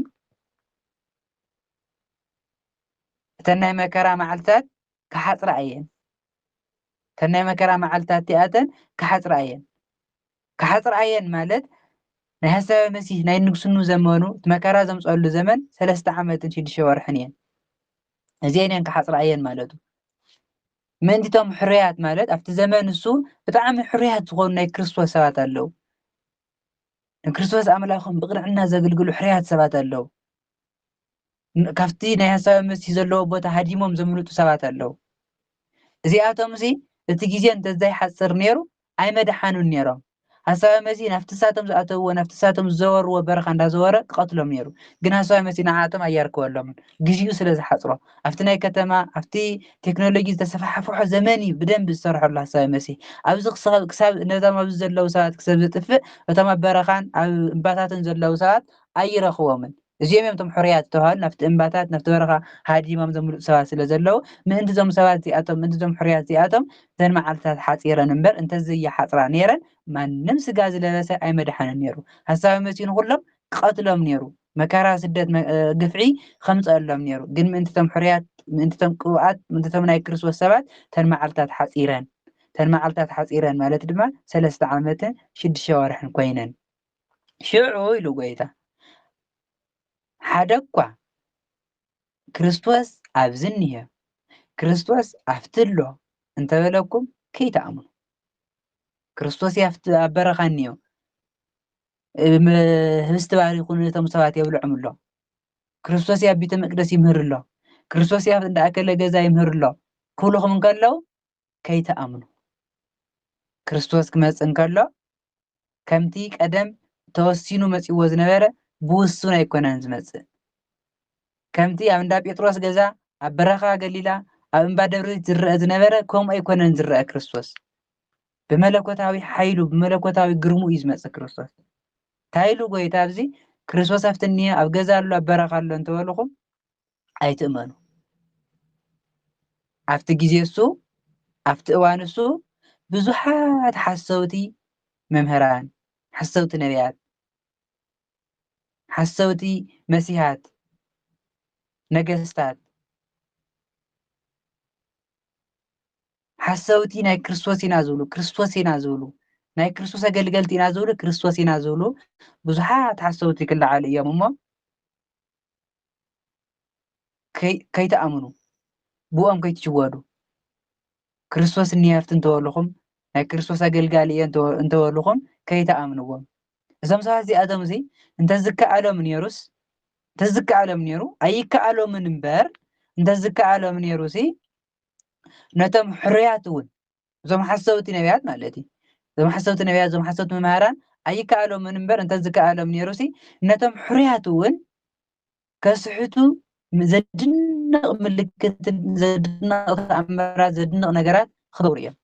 ግን ኣይከኣሎምን እቲ ዝገብርዎ ተኣምራት እቲ ዝገብርዎ ስራሕቲ እቲ ዝገብርዎ ነገር ሲ ብጣዕሚ ከቢድ ነገር ክገብሩ እዮም ዓብይ ተኣምራት ዘድንቕ ነገር ክገብሩ እዮም ኣይኮነን እምነቱን ዘይጠንከረ ሰብ ነቲ ሕሩይ ዝኾነ ሰብ ነቲ ኣማኒ ዝኾነ ሰብ ሲ ከስሕቱ ኳስ ይፍትኑ ግን ኣይኮነሎምን እቲ ዝገብርዎ ተኣምርስ ብጣዕሚ ዝመስል ናይ እግዚኣብሔር ክርስቶስ ዘምስል ናይ ክርስቶስ ዘምስል ናይ ክርስቶስ ልኡኻት ዘምስል ዓበይቲ ተኣምራትን ዓበይቲ ስራሕትን ክሰርሑ እዮም እና እዚ ኩሉ ስለ ዝገብሩ ክርስቶስ ኣፍትሎ ዝተኸበርክቱ ይኽእሉ ድውይ ክፍውስ ይኽእሉ ዝኾነ ዝተፈላለየ ተኣምር ክገብሩ ይኽእሉ እዮም በዚ ነገር እዚ ከይትስሕቱ በዚ ነገር እዚ ከይተኣምኑ ተጠንቀቁ እዩ ዝብል ዘሎ ክርስቶስ ኣቐዲሙ እዩ ዘፍልጦም ዘሎ እዚ ከፍልጦም እንከሎ ግን ንሃዋርያት ኣብቲ ዘመኖም ዝተፈፀመ ኣይኮነን ኣብቲ ዘመኖም ዝተፈፀመ ንዖም ዝገጠሞም መከራ ጥራሕ እምበር ኣብ ዘመን ሃዋርያት ዝተፈፀመ ኣይኮነን እዚ ንሃዋርያትን ድሕሪ ሃዋርያትን ንዘለው እዩ ዝምልከት ንስኻትኩም ግና ኢልዎም ጎይታ ተጠንቀቁ እንሆ ኣቐዲመ ኩሉ ነገር እንታይ ገይረ ኣለኹ ነጊረኩም ኣለኹ ኣጠንቂቐኩም ኣለኹ ኣቐዲመ ነጊረኩም ኣለኹና ተጠንቀቁ ሃዋርያት እውን ስራሕኩም ተዋፅኡ እቲ ዝግባአኩም ነገር ስርሑ ካልኦት ናይ ሃዋርያት ተኸተልቲ ንዝኾኑ ነዚ ቃል እዚ ንገርዎሞ ነዚ ቃል እዚ ምእንቲ ከስተውዕልዎ ተጠንቀቁን ኣጠንቅቕዎምን ኢልዎም ጎይታና ኢየሱስ ክርስቶስ ማለት እዩ ኣብዛ ካልአይቲ ክፍሊ እዚኣ ንምሃሮ ትምህርቲ ቀዳማይ ነገር ናይ ሃሳዊ መሲህ ናይ ንግስና ዘመን ብነቢይ ዳንኤል ዝተነገረ ሓደ ስዋኤ ከም ዝነግስ ምስ ህዝቢ ተሰማሚዑ ከም ዝነብር ኣብ ፍርቂ ስዋኤ ግን እቲ ሓደ ስዋኤ ማለት 7 ዓመት ማለት እዩ ፍርቂ ስዋኤ ማለት ከዓ 3 ዓመትን 6 ወርሕን 3 ዓመትን 6 ወርሕን ተሰማሚዑ ብሰላም ክገዝእ እዩ 3 ዓመትን 6 ወርሕን ግን ብሁከትን ብመከራን ከም ዝገዝእ እዚ 3 ዓመትን 6 ወርሕን ብሰላም ምስ ገዝአ 3 ዓመትን 6 ወርሕን ምስ ፈፀመ ሁከት ክገብር ሃሳዊ መሲህ ቤተ መቅደስ ከረክስ ኣብቲ ቤተ መቅደስ እውን መስዋእቲ ክግበር የብሉን ኢሉና ምስ ኣይሁድ ክበኣስ እዩ ብዙሕ ፈተናን መከራን ከምፅእ እዩ ኢሉ ጎይታ እዚ ክኸውን ከሎ ግና ኣስተውዕሉ ኢልዎም ኣስተውዕሉ እዚ ፈተና እዚ ብበዝሒ ዝኸብድ ኣብ ከተማ ኢየሩሳሌም ኣብ ይሁዳን ዘለው ሰባት እዩ ዝኸብድ ናብ እምባታት ደሙ ናብ እምባታት ደብረ ዘይቲ ደሙ ኢሉ ናብ እምባ ደብረ ዘይቲ ናብቲ በረኻ ከይዶም ዘምልጡን ዝድሕኑን ሰባት ከም ዘለው እዩ ጎይታና ኢየሱስ ክርስቶስ ኣቐዲሙ ዝነግሮም ዘሎ ንሃዋርያት እዚ መከራ ዝፀንዕ ግን ንእስራኤልና ንኣይሁድ ብጣዕሚ እቲ መከራ ዝፀንዖም ንዕኦም እዩ ማለት እዩ ሃሳዊ መሲህ ኣብ ቤተ መቅደስ ከረክስ እንከሎ ግና እዚ ነገር እዚ ኩሉ ሰብ ከስተውዕል ከም ዘለዎ ኩሎም ሰባት ክጥንቀቁ ከም ዘለዎም ቤተ መቅደስ ክረክስ እንከሎ ቤተ መቅደስ መስዋእቲ ምፍፃም ክክልክል እንከሎ ሃሳዊ መሲህ ሽዑ ኩሉ ሰብ ከስተውዕል ኣለዎ ናብቲ ንሱ ዘይኣትዎ ናብቲ ንሱ ከኣትዎ ዘይኽእል በረኻን እምባን ሃዲሙ ከምልጥ ከም ዘለዎ እዩ ተዘርድአና እና እዚ ነገር እዚ ክነስተውዕሉ ኣለና ሃሳዊ መሲህ ቤተ መቅደስ ከም ዘርክስ እዚ ነገር እዚ ክፍፀም እንከሎ እንድሕር ርኢና ድማ ናብቲ ከተማታት ናብቲ እሱ ዝረኽቦ ክኣትዎ ዝኽእል ቦታ ዘይኮነስ ናብቲ ንሱ ዘይኣትዎ ናብ በረኻን ናብ እምባታትን ሃዲምካ ምምላጥ ከም ዝከኣል ኣቐዲሙ ጎይታና ኢየሱስ ክርስቶስ ገሊጡ ኣሎ ማለት እዩ ንፁንሳትን ንመጥበውትን ዝገደል ማለት ከዓ እዚ ክነስተውዕሎ ዝግባእ ብካሊእ ትርጓሜ ኣብቲ ግዜ እሱ ንዘምህሩ ኣብቲ ግዜ እሱ ክነርድእ ኢና ንዝብሉ መምሃራን ወይልኦም ተባሂሉ ተርጊሙ ኣሎ ግን እዚ መሰረታዊ መጀመርያ ነገሩ ዘርድአና እተን ጥኑሳትን እተን መጥበውትን እዚ ኣብቲ ግዜ እሱ መከራ ክከብደን እዩ ሃዲመን ከምልጣ ኣይኽእላን ማለት እዩ እምበር ካሊእ ኣይኮነን እዚ ክነስተውዕሎ ዝግባእ ንዓኣተን መከራ ስለ ዝከብደን እዩ ብክረምቲ ጉያኹም ከይኸውን ክረምቲ ኩሉ ነገሩ ጭንቂ ስለዝኾነ ምጭናቕ ዘይኮነ ዘድልስ ፀሎት እዩ ዘድሊ ሰብ ካብዚ መከራ ካብዚ ፈተና ክድሕን እንተኮይኑ ፀሎት እዩ ዘድልዮ እምበር ምጭናቕን ምህዋኽን ኣያድልን ዝጸለየ ንክርስቶስ ኣምላኽ ዝሐጎሰ ግና ካብዚ መከራ እዚ ተሰዊሩ ሃዲሙ ከምልጥ ከም ዝኽእል ጎይታና ኢየሱስ ክርስቶስ ኣቀዲሙ ንሃዋርያት ነጊርዎም እኒአ ብሃዋርያት ኣቢሉ ከዓ ንዓና ነጊርና እኒሀ ማለት እዩ ጎይታና ኢየሱስ ክርስቶስ ኣብ ዘመን ሓሳብ መሲ ዝግበር ተኣምር ዝግበር መከራን ዝግበር ተኣምርን ዓለም ካብ ዝፍጠርን ኣድሕሪ ዓለምን ክግበር ዘይኽእል እዩ ኢሉ ከቢድ ፈተና ከቢድ መከራ ከም ዘሎ ብዙሓት ሓሰውቲ ነቢያት ኩሉ ስጋ ዝለበሰ ክድሕን ዘይኽእለሉ ብዙሕ መከራ ክኸውን ነይሩ ግን ምእንቲቶም ሕርያትን ቶም ቅዱሳትን ተን መዓልትታት ሓፂረን ማለት ከዓ ምእንቲቶም ናይ ክርስቶስ ሰባት ምእንቲቶም ናይ ክርስቶስ ኣገልገልቲ ተን መዓልቲ ሓፂረን 3 ዓመትን 6 ወርሕን ኮይነን ማለት እዩ ሽዑ ክርስቶስ ኣፍትኒ ክርስቶስ እውን ኣፍትሎ ኩልኩም ከለው ኣይትእመኑ ቅድ ኣብዚ ዘመን እዚ ኣብዚ ዘመን ድሕሪ ክርስቶስ ኮነ ኣብቲ ዘለናዮ ዘመን ኮነ ኣነ ናይ ክርስቶስ እየ ኣነ ናይ እግዚኣብሔር እየ ኣነ ናይ ክርስቶስ ኣገልጋሊ እየ ዝብል ሰብ ብዙሕ ክህሉ እዩ ክመጽእ እውን ኣለውን ኣብ ዘመንና ብዙሕ ይግለጽ ኣነ እከለ እየ ኣነ ክርስቶስ እየ ኣነ ማርያም እየ ዝብል እውን ኣብ ዘመንና ብዙሕ ሓሳብ ሰብ ኣሎ እዚ ጎይታና ኢየሱስ ክርስቶስ ኣቀዲሞም ከም ዝመጹ ኣቀዲሙ ቅድሚ 2000 ነዚ ቃል እዚ ጎይታና ኢየሱስ ክርስቶስ ንሃዋርያት ኣቦታትና ነጊርዎም ንዓና እውን ነጊርና እዚ ኣቀዲሙ ዝነገሮ ከዓ እንታይ እዩ ሰብ ነዚ ቃል ፈሊጡ ነዚ ቃል ተማሂሩ ክጥንቀቕን ከስተውዕልን ብማንም ክሽበር ከም ዘይብሉ بمعنى مون كشور كم زيول كاستوعب بز مصحف مسرت كخيد كم زلو انا እግዚአብሔር ينتبله انا እግዚአብሔር ሰብ እንታይ ዓይነት መስፈርት ከም ዘለዎ ስለ ዝፈልጦ መርሚሩም እንትኽፈልጥ ኣነ ክርስቶስ እየ ኣነ ናይ ክርስቶስ ልኡኽ እየ እንተበለውን ኣነ ነብይ እየ ኣነ መሲህ እየ እንተበለውን ናይ ክርስቶስ ምዃኑ ዘረጋግፀሉ ነገር ክፈልጥ እንተኮይኑ ነዚ መጽሓፍ እዚ እንተፈሊጡ እዩ ነዚ መጽሓፍ እዚ ፈሊጡ እንተስተውዒሉ እዩ እምበር ሲሉ ንዝመጽእ ኣነ ናይ እግዚኣብሔር እየ ንዝበለ ዝሰምዕ ኣነ ናይ ክርስቶስ እየ ንዝበለ ዝሰምዕ ኣነ ክርስቶስ እየ ንዝበለ ዝቕበል እንተኮይኑ ግና ወይሉ ምክንያቱ ኩሉ ሓቀኛ ኣይኮነን ኩሉ ናይ ክርስቶስ ኣይኮነን ጎይታ ብዙሓት ሓሰውትን ብዙሓት ዘጭበርበርትን ብስመይ ኢሉ ብናይ ክርስቶስ ስም ብናይ ክርስቶስ ስም ተሸፊኖም ከም ዝመጹ ኣቀዲሙ እዩ ነጊርና ዘሎና ክቡራን ኣሕዋት ኣብዚ ክነስተውዕሎ ዝግባእ እዚ ነገር እዚ ኣብ ዘመንና ኣዋዝየሙ ኢና ዘለና እዚ ነገር እዚ ይፍጸማሉ ኣብ ዘመንና ብዙሓት ብናይ ስም ክርስቶስ ኣነ ክርስቶስ እየ ምባል እኮ ኣይኮነን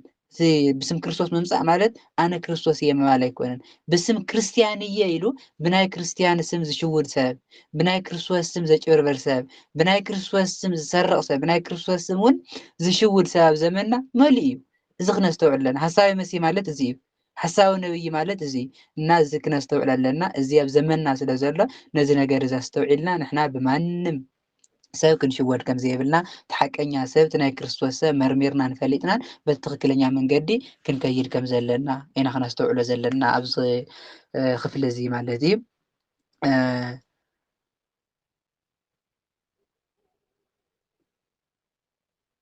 ሳልሰይቲ ክፍሊ ምጽኣት ከጎይታና ኢየሱስ ክርስቶስ ካልኣይ ምጽኣት ጎይታና ኢየሱስ ክርስቶስ ማለት ናይ ካልኣይ ምጽኣት ጎይታና ኢየሱስ ክርስቶስ ክብል እንከሎ ናይ ጎይታና ናይ ኢየሱስ ክርስቶስ ክመጽእ እንከሎ ክርስቶስ ክመጽእ እንከሎ ከመይ እንታይ ከም ዝፍጸም እንታይ ከም ዝርአ ክርስቶስ ኣብዝሎ ኣፍትሎ ኣብ በረኻ ኣሎ ኩልኩም ከሎ ኣይትእመኑ ኢሉ ነይሩ ጎይታ ክርስቶስ ክመጽእ እንከሎ ግን ከመይ ከም ዝኾነ እንተኾነ ኢሉ ጎይታ በተን መዓልትታት እተን በቲ እዋን ናይ ሓሳዊ መሲህ መከራ ክፍጸም እንከሎ ሓሳዊ መሲህ ነቶም ሰባት መከራ ከምፅአሎም እንከሎ በቲ ግዜ እሱ ድሕሪ እዚ መከራ ዝግፍዕ እዚ ስደት እዚ ሕልፍ ምስ በለ ምስ ተወድአ ምስ ተፈጸመ ፀሓይ ክትጽልመት እያ ፀሓይ ክትጽልመት እዩ ወርሒ እውን ብርሃኑ ኣይብል ብርሃን ኣይትብን ወርሒ እውን ፀሓይ ክትጽልመት እያ ወርሒ እውን ብርሃን ኣይትብን ከዋኽብቲ እውን ካብ ሰማይ ክወድቁ እዮም ሓይልታት ሰማይ እውን ክናወጽ እዩ በቲ እዋን እቲ ናይ ሓሳዊ ዘመን ምስ ተፈጸመ እቲ መከራ እቲ ስደት እቲ ግፍዒ ምስ ሓለፈ ፀሓይታ ክኾኒ ክጽልምት እዩ ወርሒ እውን ብርሃን ኣይትብን ከዋኽብቲ እውን ካብ ሰማያት ክወድቁ እዮም ሓይሊ ሰማያት እውን ክናወጽ እዩ ክንቅጥቀጥ እዩ ኢሉ ጎይታ ሽዑ እዚ ክኸውን እንከሎ ሽዑ ወዲ ሰብ ጎይታና ኢየሱስ ክርስቶስ ወዲ ሰብ ዝበሃል ዘሎ ሽዑ ወዲ ሰብ ብዙሕ ሓይልን ክብርን ብደመና ክመጽእ እንተሎ ክሪእዎ እዮም ጎይታና ኢየሱስ ክርስቶስ ክመጽእ እንከሎ ፀሓይ የድልዮ ወርሒ ተድልዮ ከዋኽብቲ የድልይዎ ብናቱ ብርሃን ብመለኮታዊ ብርሃኑ بملكوتاوي كورو بملكوتاوي حيلو يزقلص أفتلو أبزلون أي بحالن شعون كل عالم يزرع كلهم أهزاوية من كريستوس زريقوا كل فترات كريستوس زريقوا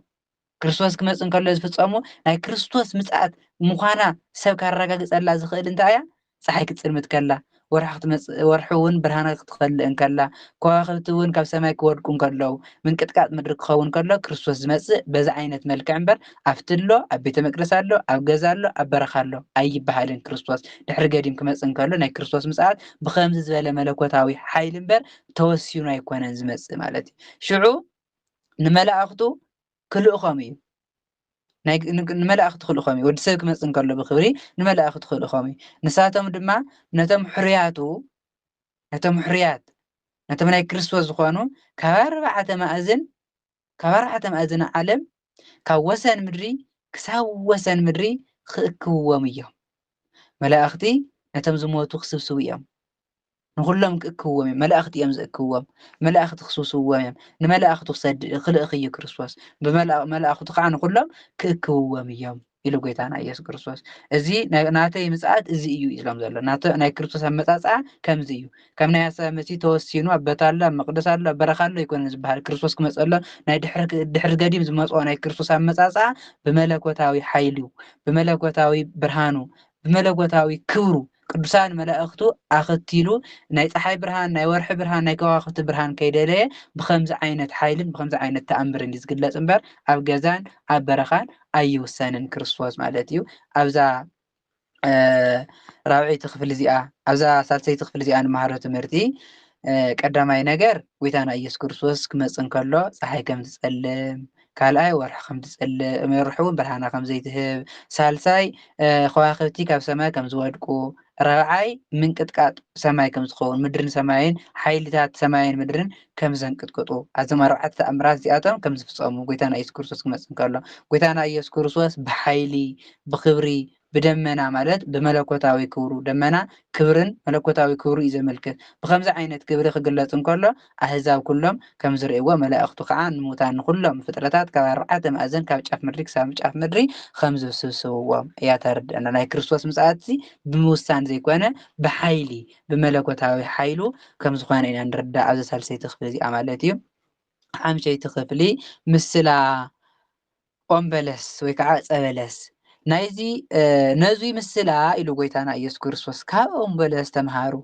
ነዚ ናይ ምጽአት ምስላ እዩ ምጽአት ከም ዝቀረበ ምጽአት ቀሪቡ ከም ዘሎ ናይ ክርስቶስ መጸሉ መዓልቲ ከም ዝቀረበስ ካብ ኦምበለስ ፍለጡ ኢልዎ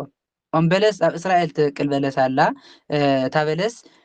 ካብ ኦምበለስ ፍለጡ እዛ በለስ እዚኣ ፍረ ትህብ ክረምቲ ይኮነት እንተፍሪ ሓጋ እያ ተፍሪ እዛ በለስ እዚኣ ኢልዎም ጎይታ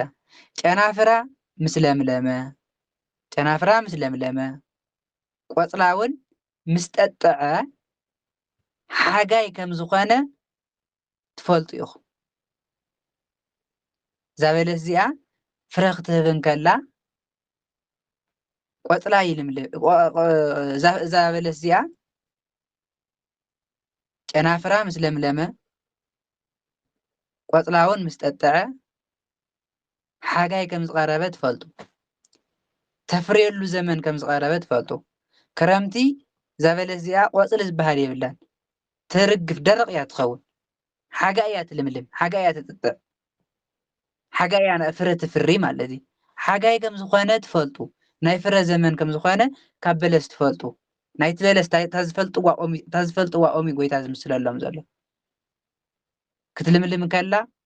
ናይ ፍረ ዘመና ከም ዝኾነ ይፈልጡ ክትደርቕ ከላ ግን ከም ዘየተፍሪ ይፈልጡ ንስኻትኩም እውን ይዝሎም ዘሎ ጎይታ እዛ በለስ እዚኣ ምስ ለምለመት ናይ ፍረ ዘመን ናይ ቀውዒ ዘመን ከም ዝኾነ ከም እትፈልጡ እዚ ነገር እዙይ ክኸውን እንከሎ ምስ ረኣኹም ምጽአት ጎይታ ኣብ ኣፍ ደገ ከም ዘሎ ፍለጡ እዚ ነገር እዚ ታበለስ ምስ ጠጠዐት ምስ ለምለመት ከም ተፍርየሉ ግዜ ከም ዝቀረበ ዝፍለጥ ናይ ሓሳባዊ መሲሕ ዘመን ክመጽእ እንከሎ መከራ ስደት ግፍዒ ህዝቢ ኣብ ልዕሊ ህዝቢ ነገስታት ኣብ ልዕሊ ነገስታት ረሓብ ጥሜት መከራ ውግእ ክኸውን እንከሎ እዚ ኩሉ ክፍጸም እንከሎ ምስ ረኣኹም ምጽኣት ጎይታ ከም ዝቐረበ ፍለጡ ታበለስ ምስ ለምለመት ርኢኹም ናይ ፍረ ግዜኣ ከም ዝቐረበ ትፈልጡ እዚ ኩሉ ነገር ክፍጸም እንከሎ ርኢኹም እውን ምጽኣት ጎይታ ናተይ ምጽኣተይ ከም ዝቐረበ ፍለጡ ምጽኣት እውን ኣፍ ደገ ከም ዝቐረበ ከም ዘሎ ኣስተውዕሉ ኢልዎም ጎይታና ኢየሱስ ክርስቶስ እዚ ኩሉ ክሳዕ ዝኸውን ግን እዚ ትውልድ እዚ ከም ዘይሓልፍ ብሓቂ ብለኩም ኣለኹ እዞም ትውልድ እዚኣቶም ፈጺሞም ኣይሓልፉን እስራኤል ፈጺሞም ኣይጠፍኡን እስራኤላውያን ፈጺሞም ኣይጠፍኡን ክሳብ ምጽኣት ክርስቶስ ክጸንሑ እዮም ከም ዘይሓልፉ ብሓቂ ብለኩም ኣለኹ ሰማይን ምድርን ክሓልፍ እዩ ኢሉ ጎይታ ቃለይ ግን ኣይሓልፍን ሰማይ ምድሪ ዓለም ኣብዚ ምድሪ ዘሎ ኩሉ ፍጥረት ክሓልፍ እዩ ናይ ጎይታ ቃል ግን ኣይሓልፍን ናይ ጎይታ ቃል ኣይሓልፍን ማለት እዚ ነገር እዚ ክፍጸም እዩ እዚ ነገር እዚ ክኸውን እዩ ሰማይ እውን ክሓልፍ እዩ መከራ እውን ክመጽእ እዩ ሓሳብ መሲሁን ቤተ መቅደስ ከርክስ እዩ ክርስቶስ ክመጽእ እንከሎ እውን ብመለኮታዊ ክብሪ ዝግለጽ እዚ ቃል እዚ ኣይሓልፍን ተፈጻሚ እዩ ሰማይን ምድርን ይሓልፍ ፍጥረት ኩሉ ይሓልፍ ናይ ጎይታ ቃል ግን ኣይተሓልፍን ናይ ጎይታ ቃል ግን ኩላ ትፍጸም ኩላ ካይተፈጸመት እትሓልፍ ቃል የለን ሰማይን ምድርን ክሓልፍ እዩ ቃለይ ግን ኣይሓልፍን ኢልዎም ጎይታ ኣብዛ 4ይቲ ክፍሊ እዚኣ ንመሃሮ ትምህርቲ ጎይታና ኢየሱስ ክርስቶስ ብኦም በለስ ገይሩ ናይ ምጽኣት ነገር ናቶም ደቀ መዛሙርቱ ከም ዘረድኦም እዛ በለስ እዚኣ ፍረ ትህብ ክረምቲ ተፍርን ክረምቲ ማይ ክወቃዕ ከሎ ቆጽራ ይረግፍ ፍረ የብላን ደረቕ እያ ትኸውን ክረምቲ ሓጋይ እያ ትልምልም ለምሊማ ቆጽላ ናይ ፍረ ዘመና ዝወፅእ ሓጋይ እዩ ሕዚ ጎይታ እንታይ እዩ ዝብሎም ዘሎ እዛ በለስ ምስ ለምለመት ምስ ጠጥዐት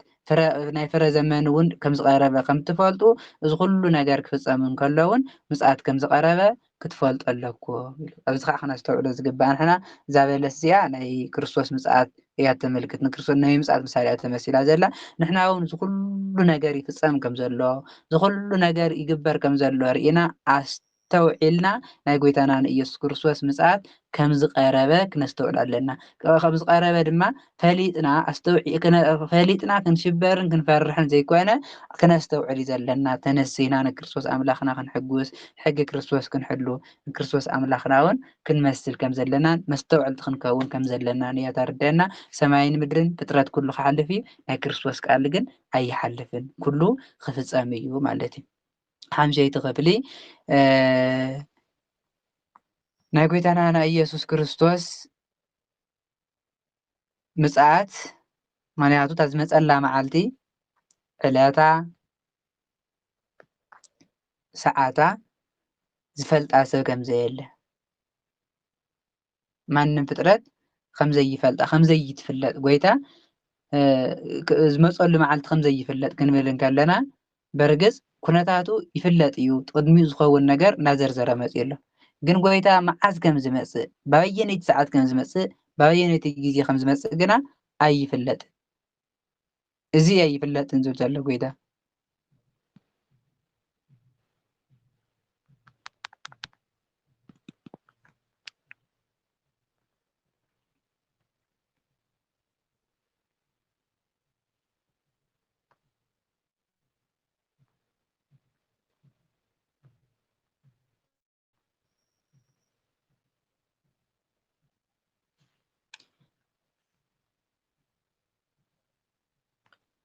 ብዛዕባ እታ መወዳእታ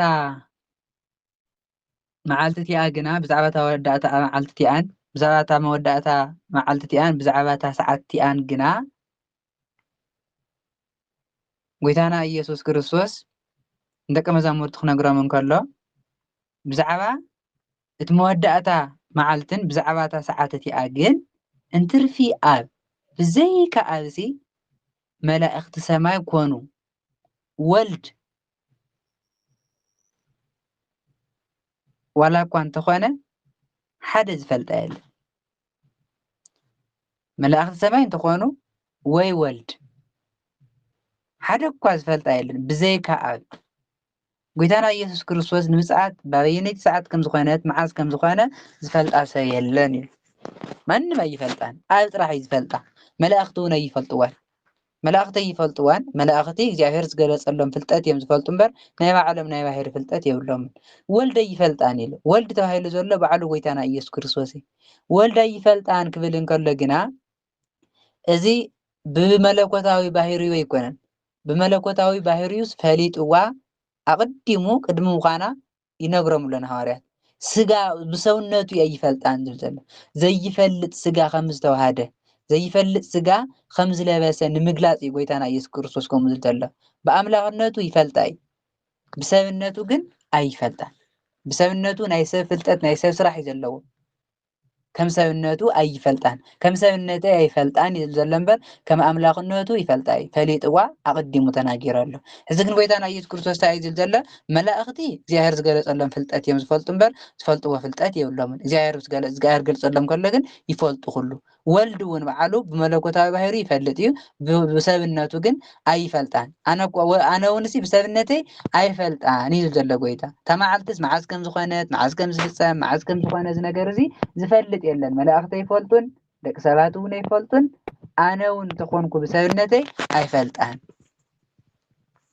ግዚኡ መዓዝ ምዃኑ ኣይትፈልጥዎን ኢኹም እሞ ተጠንቀቁ ንቁሑን ጸልዩን ንቁሕን ጸልዩን ኢልዎም ጎይታ ሕዚ መዓልቲ ይትፍለጥን መላእክቲ ይፈልጥዋን ወልደ ይፈልጣን ደቂ ሰባት እውን ይፈልጥዋን መዓልታ ሰዓታ ይፈልጥዋን ኢሉ ግና መዓልቱ ስለዘይትፈልጥዎ እንታይ ኩኑ ንቁሑ ተጠንቀቁ ጸልዩን ኩሉ ግዜ ንቁሓት ኩኑ ኩሉ ግዜ ድልዋት ኩኑ ኩሉ ግዜ እውን ኣብ ጸሎት ተጸመዱ እንታይ ስለ ዝኾነ መዓልቲ ይትፍለጥን ተነጊር ኣላ መዓዝ ምዃና ስለዘይትፍለጥ ንቁሑ እዚ ናይ ደቂ ሰባት ምጽኣት ሕድ ሰብ ነናይ ባዕሉ ምጽኣት ኣለዎ ናይ ክርስቶስ ምጽኣት ንኩሉ ብሓደ ዝመጽእ ምጽኣት እዩ ደቂ ሰባት ግን ሕድሕዶም ነናይ ባዕሎም ምጽኣት ኣለዎ እታ ምጽኣት እሳ መዓዝ ከም ዝኾነት ዝፈልጣ ሰብ የለን ደቂ ሰባት መዓዝ ከም ዝሞቱ መዓዝ ናብ ክርስቶስ ኣምላኾም ከም ዝኸዱ ዝፈልጡ ኣይፈልጡን እዚ ስለ ዝኾነ ኩሉ ግዜ ጥንቁቃት ኩኑ ናይ ምጽኣት መዓልትን ሰዓታን እውን ዝፈልጣ ሰብ ስለዘየለ ኩሉ ግዜ ጥንቁቃት ኮይንኩም ንበሩ ንቁሑ ጸልዩ እውን ከምቲ ገዝኡ ሓዲጉ ዝገይሽ ሰብ እሞ ንኣገልገልቱ ንነፍሲ ወከፎም ሓላፍነት ሂቡ ሰስርሖም ዘተሓዞም ነቲ ሓላዊ ኣፍ ደገ እውን ክነቅሕ ከም ዝእዝዞ እዩ ሓደ ጎይታ ወይ ከዓ ሓደ ሃፍታም ንኣገልገልቱ ንኩሎም ሰስርሖም ሂቦም ከሰስርሖም ይእዝዞም ንኩሎም ከዓ ኩሉ ስራሕ ክሰርሕዎ ከም ዘለዎም የጥንቅቆም ነቲ ኣፍ ደገ ሓላዊ ነቲ ዋርድዩ እውን ነቂሑ ክሕሉ ከም ዘለዎ ከም ዘጥንቅቆ እዩ እንታይ ዝለም ዘሎ ጎይታ ነዚ ሰብ እዚ ንኣገልገልቱ ሰስርሖም ሂቡ ንኩሎም ከም ዘጥንቅቆም ንስኻትኩም እውን ትጥንቀቁ እዩ ዘለኩም ኩሉ ዝነገረኩም ዘለኹ ኩሉ ትንገርዎ ዘለኹም ቃል ሒዝኩም ተጠንቂቅኩም ክትነብሩ እምበር መዓዝ ከም ዝኾነ መዓዝ ከም ዝፍጸም ኣይትፈልጥዎን ኢኹም ስለዘይትፈልጥዎ ክትፈልጥዋ ስለዘይትኽእሉ ሰዓታን ዕላታን ኩሉ ግዜ እንታይ ኩኑ ንቁሓት ኩኑ እቲ በዓል ገዛ እቲ ሃፍታም ሰብኣይ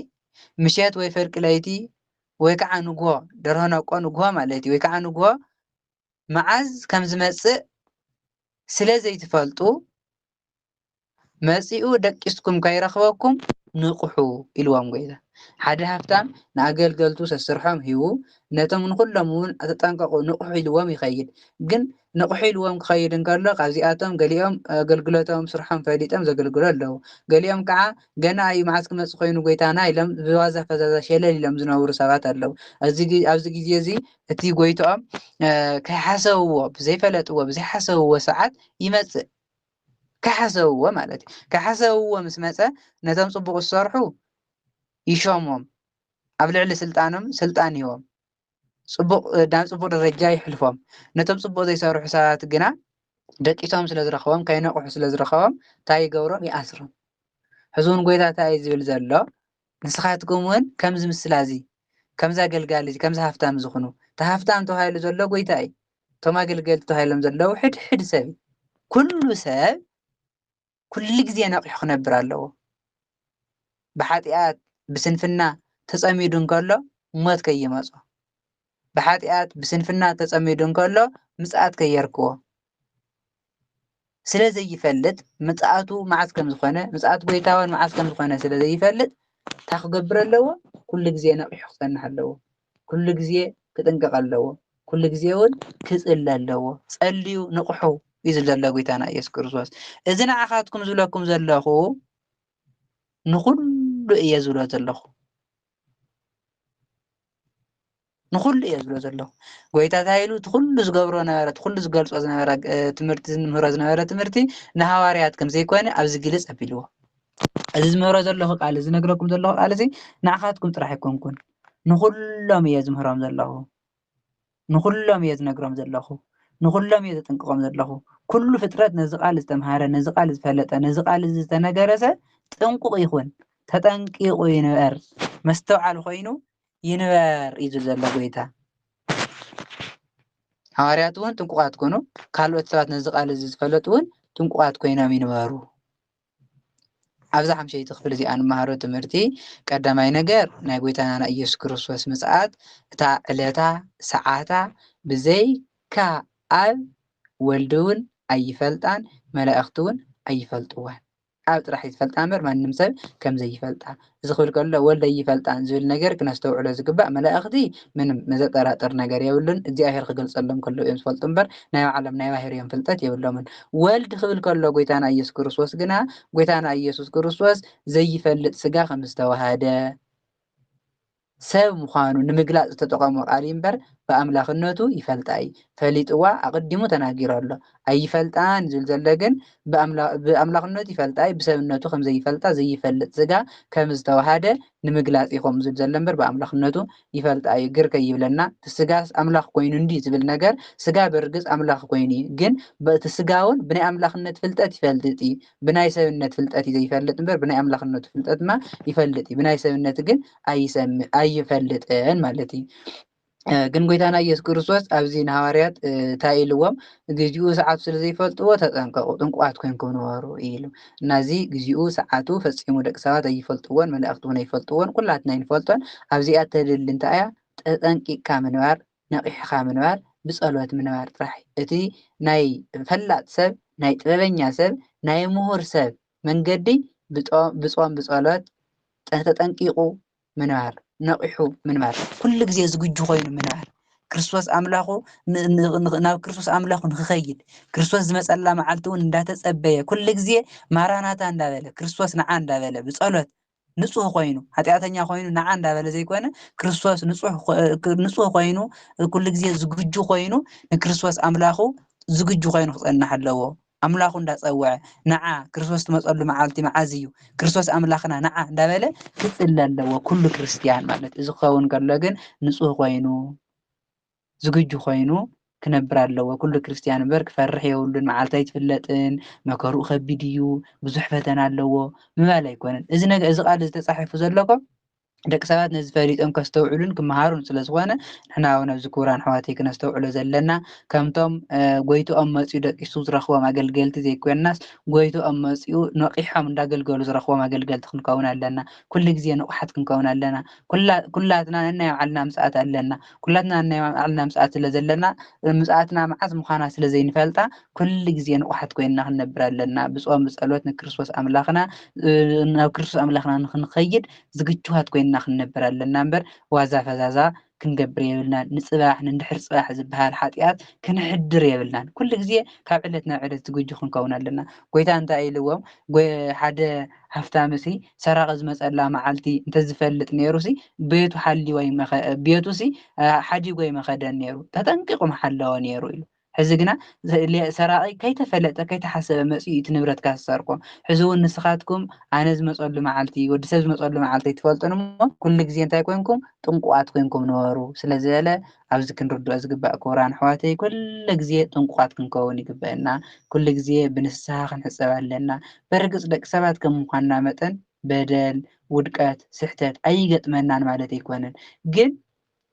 ሰብ ክበሃል እንተኮይኑ ወዲቁ ክትስእ እንከሎ እዩ ወዲቁ እንከሎ ወዲቁ ዝተርፍ እንተኮይኑ ሰብ ኣይኮነን ወዲቁ ዝትስእ ግና ሰብ እዩ ደቂ ሰባት ወዲእካ ምትሳእ ባህሪና ስለ ዝገበርናዮ ኩሉ ግዜ ክንወድቕ ከለና ክንትሳእ ኣለና ኩሉ ግዜ ክንንስህ ኣለና ኩሉ ግዜ ክንሕፀብ ኣለና ኩሉ ግዜ ከዓ ዝግጁዋት ኮይና ንክርስቶስ ኣምላኽና ክንፅበ ከም ዘለና እያ ተርድአና እሞ እግዚአብሔር ኣምላኽና ከዓ ነዚ ነገር ንክንገብር ይርድአና ይሓግዘና ሓይሉን ረድኤቱን ይዓድለና ብናትና ሓይሊ ብናትና ረድኤት ብናትና ጉያ ዝፍፀም የለን ብናይ እግዚአብሔር ረድኤት እዩ ብናይ እግዚአብሔር ሓይሊ እዩ እግዚአብሔር ኣምላኽ ንዘይምእማንና ርድአዮ ንድኽመትና ርድአዮ ንውድቀትና ርድአዮ እንዳበልና ክንበርትዕን ክንፅልን እግዚአብሔር ኣምላኽና ይርድአና ስለ ዝነበረና ፃኒሒት ቅዱስ እግዚአብሔር ኣምላኽና ስሙ ዝኸበረን ዝተመስገነን ይኹን ጸጋ ጎይታና ኢየሱስ ክርስቶስን ፍቅሪ እግዚአብሔር አብን ሕብረት መንፈስ ቅዱስን ጸሎት አዴና ቅድስት ድንግል ማርያምን ጸሎት ኩሎም ቅዱሳን መላእክትን ምስ ኩላትና ይኹን ወስብሐት ለእግዚአብሔር ወለወላዲቱ ድንግል ወለመስቀሉ ክቡር